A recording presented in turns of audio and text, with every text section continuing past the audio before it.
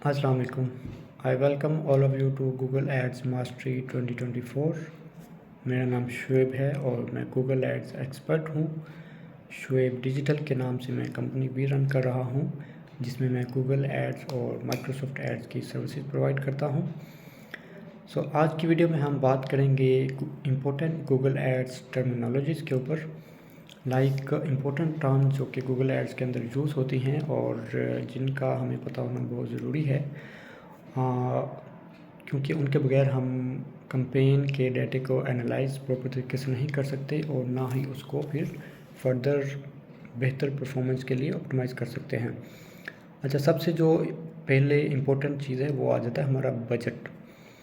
Like हम daily का कितना स्पेंड करना चाहते हैं अपने एड्स के ऊपर, वो हमारा बजट कहलाएगा। वो हमें पता होना चाहिए कि हमने कितना स्पेंड करना है और मंथली का हमारा बजट क्या है और डेली का बजट हमने क्या रखना है।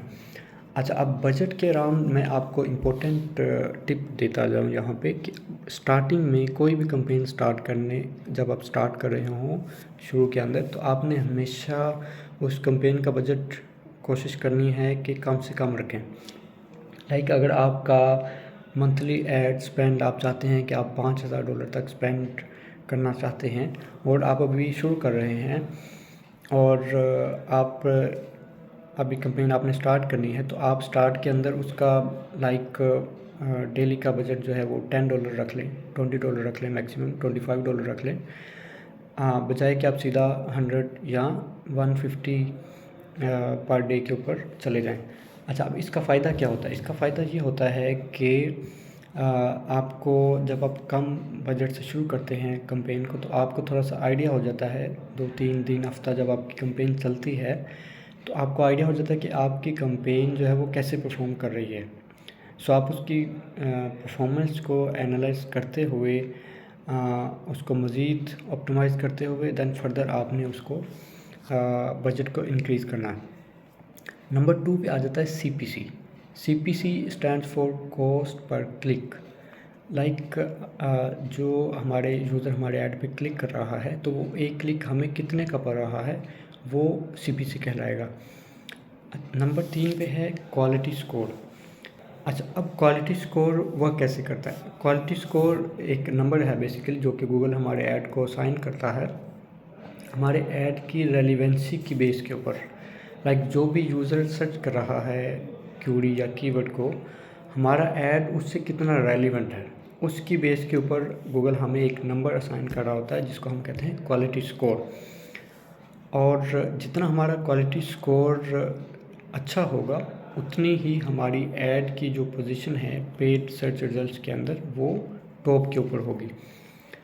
और नंबर 4 पे आ जाता है इम्प्रेशंस।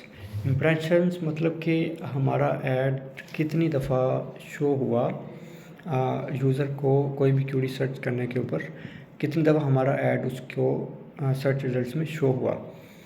नंबर 5 पे आ जाता है क्लिक्स। क्लिक्स मतलब कि कितनी मरतबा लोगों ने हमारे ऐड के ऊपर क्लिक किया। अगर हमारा ऐड शो हुआ है 100 टाइम्स, तो लेकिन उसमें से क्लिक कितने लोगों ने किया हमारे ऐड के ऊपर, वो जो डाटा है वो क्लिक्स के अंदर हमारे पास शो हो रहा होता है। नंबर 6 पे आ जाता है कन्वर्जन्स।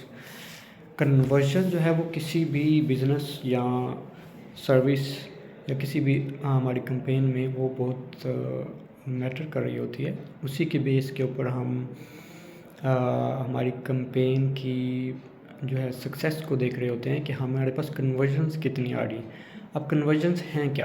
कन्वर्जन्स बेसिकली हैं कि अगर तो आपका ई-कॉमर्स स्टोर है, आपके प्रोडक्ट सेल कर रहे हैं अपनी वेबसाइट के थ्रू, तो आपकी जो कन्वर्जन गोल होगा वो डेफिनेटली वो परचेजेज होंगी, सेल्स होंगी। और अगर आपका कोई बिज़नेस है, सर्विस बेस कोई आपका बिज़नेस है, आप सर्विसेज प्रोवाइड कर रहे हैं, तो देन आपका उसके अकॉर्डिंगली गोल होगा, कन्वर्जन गोल होगा। अगर आपने अपनी वेबसाइट पे कोई फॉर्म लगाया हुआ है कि आप चाहते हैं कि जो है ज़्यादा से ज़्यादा जो यूज़र आपकी वेबसाइट पे आए ऐड को क्लिक करने के बाद, वो फॉर्म को जो है वो सबमिट करे ताकि उसकी यूज़र की डिटेल जो है वो आपके पास आ जाए, तो आपका जो उसमें कन्वर्जन गोल होगा वो डेफिनेटली वो फॉर्म को सबमिट करना होगा। इसी तरह से अगर आपका कोई बिज़नेस है कि आपको उसके अंदर कॉल्स चाहिए कि आप जो है वो यूज़र आपको कॉल करे, तो वो उसमें आपका जो कन्वर्जन कॉल आ जाएगा वो डेफिनेटली वो कॉल्स होगा। सो नंबर 7 पे हमारे पास आ जाता है कीवर्ड्स। कीवर्ड्स बेसिकली क्या होता है कि हम जिन टर्म्स के ऊपर, सर्च टर्म्स के ऊपर, जिन वर्ड्स के ऊपर हम चाहते हैं कि हमारा ऐड शो हो, वो हम जो है वो कीवर्ड्स के अंदर यूज़ करते हैं कि वो जो हमारा बिज़नेस या जो हमारी प्रोडक्ट या जो हमारी सर्विस के रिलेटेड वर्ड्स होते हैं, सर्च टर्म्स होती हैं, उनको हम टारगेट करते हैं अपनी कैंपेन के अंदर, वो हमारे कीवर्ड्स होते हैं। नंबर 8 पे आ जाता है मैच टाइप्स। मैच टाइप्स यानी कि कीवर्ड की मैच टाइप्स हमारे पास होती हैं 4 तरह की, जिसमें broad match, phrase match, exact match और नेगेटिव मैच। ब्रॉड मैच के अंदर ये होता है कि जो भी आपने कीवर्ड सेट किया हुआ है, टारगेट किया हुआ है, उसके अराउंड जितने भी और कीवर्ड बन सकते हैं ब्रॉडर लेवल के ऊपर, यानी कि उसके अराउंड, उसके आगे कुछ वर्ड लगाने से या उस कीवर्ड के पीछे कुछ वर्ड लगाने से या उसके रिलेटेड कुछ भी जो कि उसके उससे मिलता जुलता होगा, वो ब्रॉड मैच के अंदर आ जाता है। नंबर 2 पे फ्रेज मैच होता है। फ्रेज मैच के अंदर जो हमने कीवर्ड सेट किया होता है, उसके जो क्लोजली रिलेटेड कीवर्ड जो होते हैं वो उसमें टारगेट हो रहे होते हैं।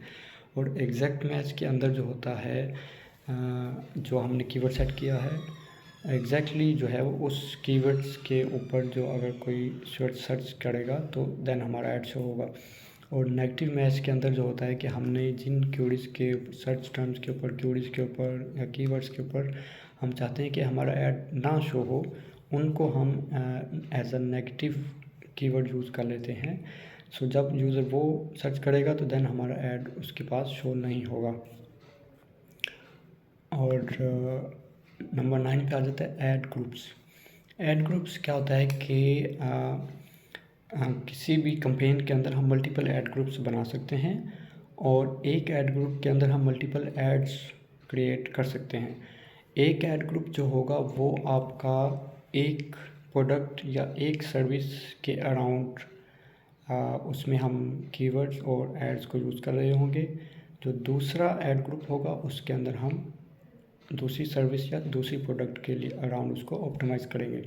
ऐसा नहीं होगा कि आप एक ही ऐड ग्रुप के अंदर लाइक अपनी सारी सर्विसेज को के टारगेट कर लें, उसके अराउंड कीवर्ड्स को उनमें टारगेट कर दें, और या एक ही ऐड के अंदर मल्टीपल अपनी सर्विसेज को जो है वो टारगेट कर रहे हैं।